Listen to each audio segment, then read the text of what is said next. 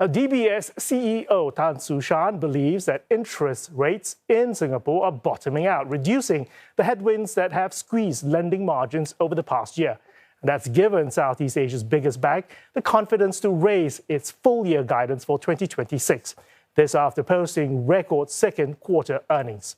She also cited Singapore and Hong Kong in continuing to attract global wealth because of their deep capital markets and noted opportunities in Taiwan.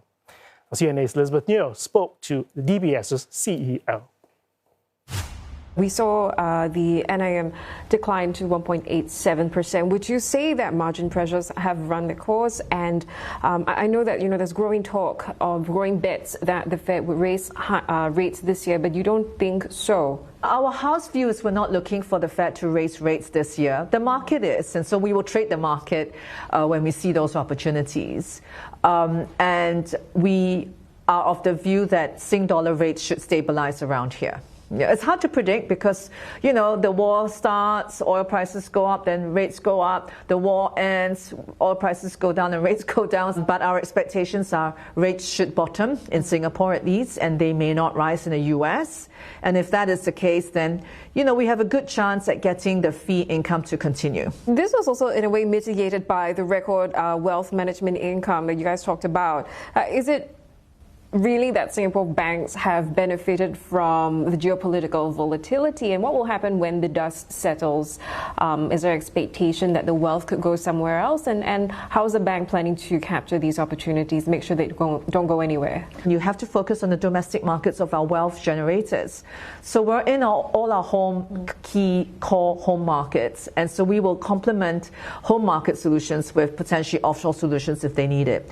Offshore, the two big wealth hubs, Singapore and Hong Kong, they're still doing very well. They're still attracting, a lot of wealth flows because the markets are mature, they're open, there's a lot of talent, there's a lot of flow, there's a lot of ideation in these two global markets. And you're also increasingly finding Taiwan and India attractive. Can you talk to us about, the structural growth opportunities there and how you intend to capture them? So Taiwan has structural GDP growth because of their semiconductor ecosystem, because of the hardware ecosystem, because of the TSMC, NVIDIA, Foxconn ecosystem.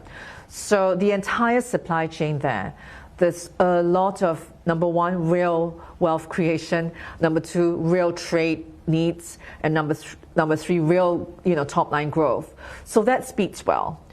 We've integrated the Citibank franchise that we bought a couple of years ago, and that's doing really well for us because Citi's franchise came with a lot of wealth clients and a lot of clients sitting in the credit card business, for example, high-end credit cards. And so it's really providing them this one bank solution, both onshore and offshore. It's providing them help for their corporate business, for their corporate management, and also their wealth management solutions. It's all intertwined.